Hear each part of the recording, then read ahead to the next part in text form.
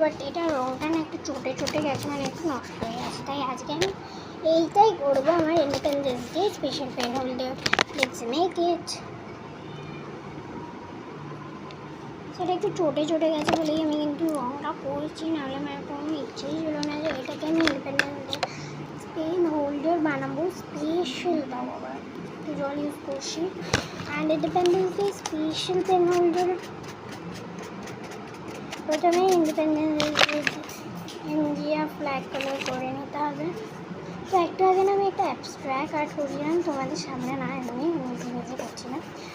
তো ওইটাতে না আমি খুব ফেল হয়েছি, অ্যান্ড আমার নিচ পিচ সব হয়ে তুলিগুলো নষ্ট হয়ে গেছে কিছু কিছু।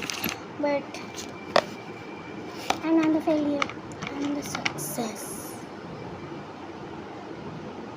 তো অনেকজনে আমাকে বলেছে যে ব্রাউন দিয়ে অরেঞ্জ হয়, জানতাম না সেটা গাইস। তোমরা যদি ব্রাউন দিয়ে অরেঞ্জ ট্রাই করো, কোনো দিনের মধ্যে না অরেঞ্জের প্যালেটটাই নষ্ট হয়ে যাবে। ওয়াও, অরেঞ্জ হয়ে গেছে guys, orange black, orange orange black. তো এটাতে অরেঞ্জ তো হচ্ছে না। ফাইনাল এটাই হয়েছে, ফাইনাল রেজাল্ট। ভালো হয়েছে নাকি খারাপ হয়েছে প্লিজ বলে দাও।